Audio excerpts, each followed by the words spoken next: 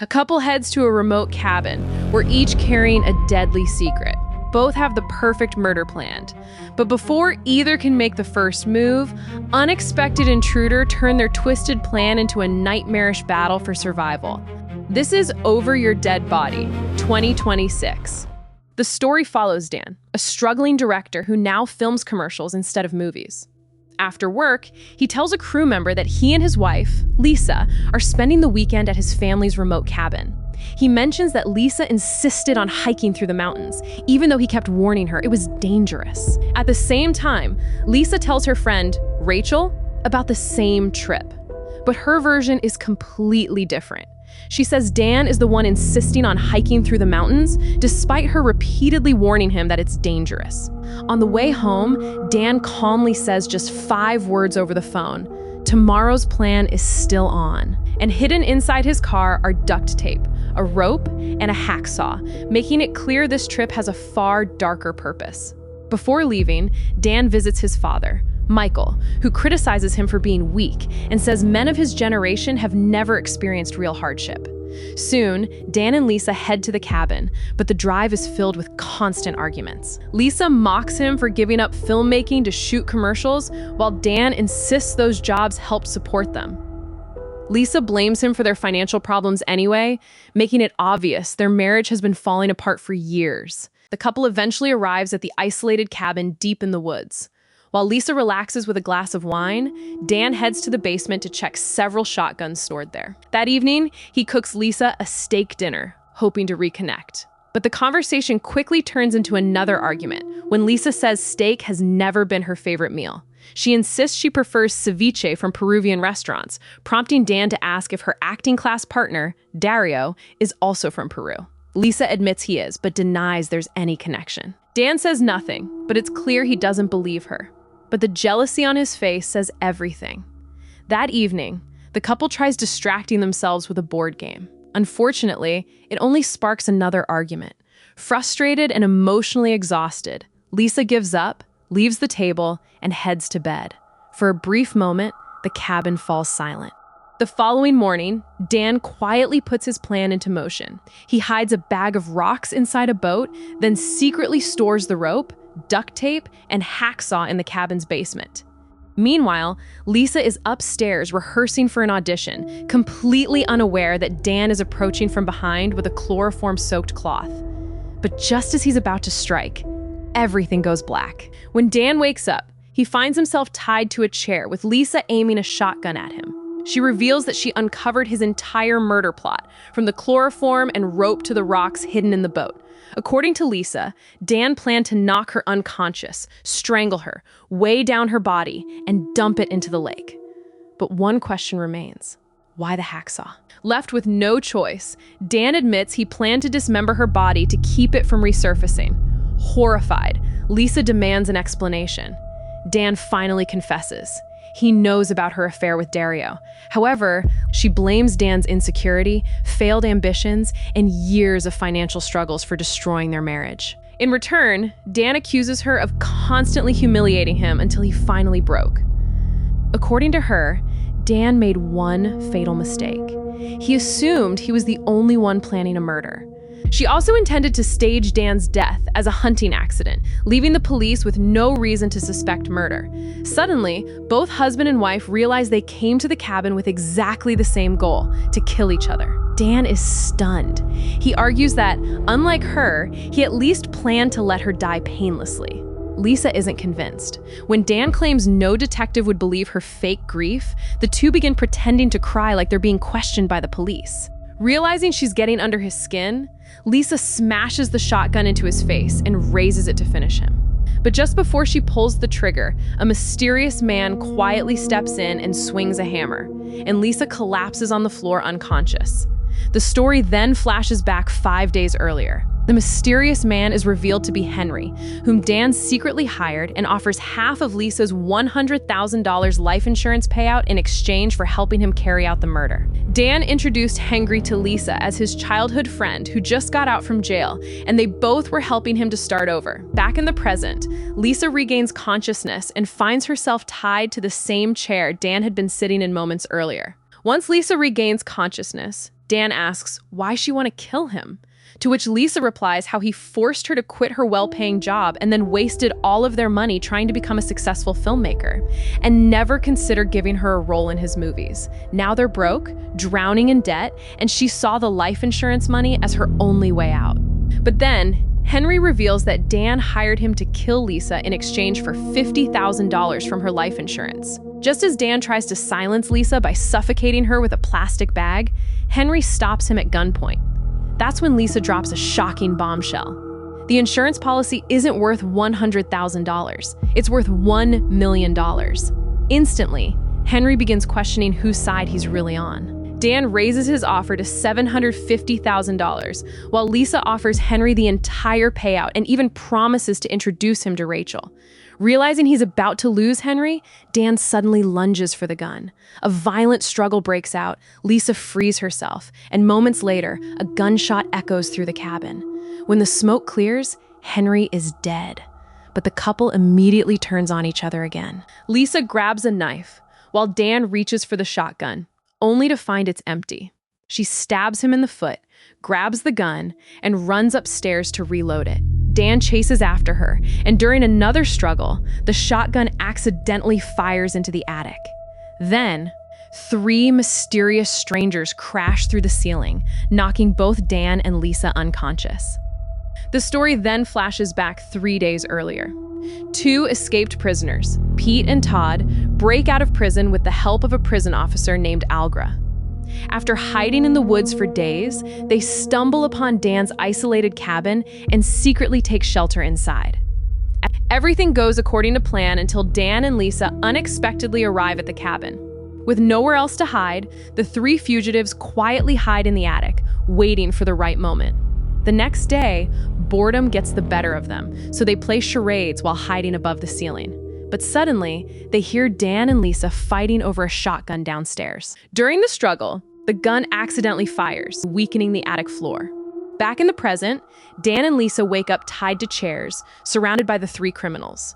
Pete introduces the group and demands a large amount of money in exchange for sparing their lives. Dan offers everything they have, but Pete wants much more. Lisa bitterly laughs and admits they're completely broke because Dan wasted all of their money chasing his dream of becoming a filmmaker. The criminals don't believe Dan and Lisa, so they decide to entertain themselves with a twisted prison game. They force Dan into a circle with Todd, who immediately begins humiliating him. Terrified, Dan tries to escape, but is quickly caught and pinned to a pool table.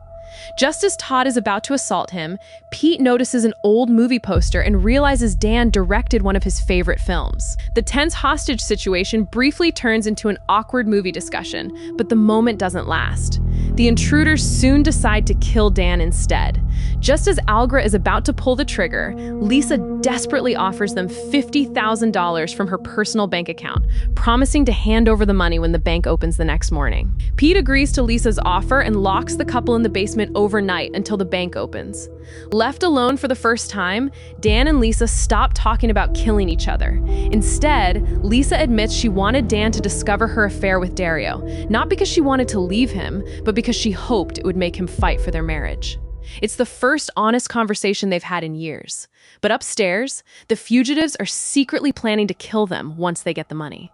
Meanwhile, in the basement, Dan notices a billiard ball on the floor. He secretly pulls it toward himself with his feet, hides it, and pretends he desperately needs to use the bathroom. Todd reluctantly unties him and escorts him to the bathroom. And the moment Todd lets his guard down, Dan pulls the billiard ball from his sock and smashes it into Todd's head, knocking him unconscious. At the same time, Lisa spots a kitchen knife, cuts herself free, and quietly slips upstairs. For the first time since arriving at the cabin, the couple is no longer trying to kill each other. They're working together to escape. Meanwhile, Pete calls out for Todd, but when no one answers, he and Algra rush downstairs, only to find Todd unconscious and the couple gone. Realizing they've escaped, the two split up and begin searching the property. Lisa quietly sneaks to the car, hoping to drive away. But her escape is cut short when she discovers the keys are missing. Left with no other choice, she slips back into the cabin. But unfortunately, Todd comes up behind her and points a gun at her. Desperate to survive, she begs for her life, claiming she's pregnant, and for a brief moment, Todd hesitates. But then he says not to worry, and that he won't shoot her in the stomach. But before he can pull the trigger, Dan suddenly jumps out of hiding and stabs him in the back. The gun goes off, alerting Pete and Algra. A brutal fight breaks out, but despite being stabbed multiple times, Todd refuses to go down. Dan and Lisa hit him, kick him, and stab him again and again, yet he keeps coming. He even grabs Dan by the throat and begins choking him to death. Realizing nothing is stopping him, Dan grabs a heavy eagle statue and slams it into the back of Todd's head with all his strength. This time, Todd finally collapses. Soon, Pete and Algra rush into the cabin and are furious to find Todd lying motionless on the floor. Meanwhile, the couple quickly hides inside a nearby closet.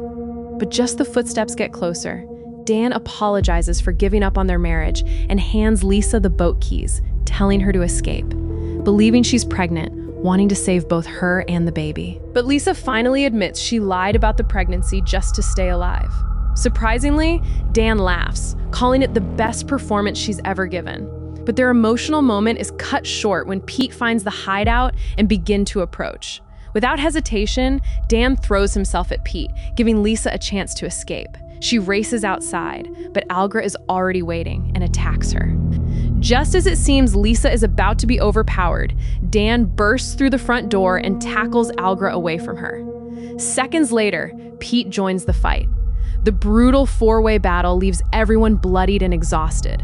Lisa manages to stab Pete with a garden rake. The sharp metal pierces his body. Then comes another horrifying surprise. The supposedly dead Todd slowly rises to his feet once again. He grabs Lisa from behind. The nightmare is far from over. Then Pete brutally stabs Dan through the hand with the sharp handle of a garden rake before forcing his face toward a running lawnmower. As Dan struggles to escape, he loses 2 fingers. Just when it seems all hope is lost, a car suddenly comes speeding toward the cabin. Before Pete can react, the vehicle slams into him, sending him flying across the yard. The driver steps out, and it's Dan's father, Michael. Earlier that day, a concerned neighbor had noticed the shattered windows and signs of violence at the cabin. Fearing something was wrong, he called Michael at the retirement home. Worried about his son, Michael tried to leave, but the staff attempted to stop him. Refusing to give up, he fought past them, grabbed a set of car keys, and drove straight to the cabin, arriving just in time. Then, as Pete struggles to get back on his feet, Algra rushes to help him. Michael grabs a shotgun and shoots Todd, killing him for good. He then turns the gun on Pete, but before he can fire again, Algra stabs him from behind. The shotgun accidentally goes off, hitting Algra in the foot. Despite his age and injuries, Michael refuses to give up and bites Pete's nose. But realizing he can't hold Pete longer, he looks at his son one last time and asks them to run, just before Pete grabs Michael and throws him into the spinning lawnmower, sacrificing his life to save the couple. Lisa doesn't waste a second. He helps Dan into Michael's car and speed away. But Pete grabs a shotgun and fires, causing Lisa to lose control of the car and crash into a tree. Then Dan tells Lisa to take the boat and escape across the lake. Meanwhile, Algra is left badly injured and begs Pete to help her. But Pete abandons her, saying he is breaking up with her and leaves. Furious and frustrated, Algra drags herself back into the cabin to tend to her wounds, but only come face to face with Dan. She begs for her life, but Dan ignores her pleas for mercy and he shoots and kills her. At the lake, Lisa finally starts the boat, but Pete suddenly jumps aboard and forces her to take him to the bank. Hearing her screams, Dan grabs the rope, trailing behind the speeding boat, and is dragged through the freezing water. Somehow, he manages to climb aboard, and one final fight begins. As Pete starts choking Dan, Lisa notices the same bag of rocks Dan had once prepared for her murder. This time, she ties it around Pete's neck, and together they push him into the lake. But the rope is still tangled around Dan's foot, dragging him underwater with Pete. Refusing to lose him, Lisa manages to pull Dan back onto the boat, finally ending the nightmare. Later, while waiting for help, Dan and Lisa admit they both came to the cabin planning to kill each other. They have lost almost everything and are still buried in debt, yet somehow they choose to stay together. When the police arrive, the couple pretends to be innocent victims who survived an attack by escaped criminals. Their story makes national headlines. Dan is finally offered another chance to direct a movie, and this time, Lisa gets the lead role. Ironically, the nightmare that nearly destroyed them ends up bringing them back together.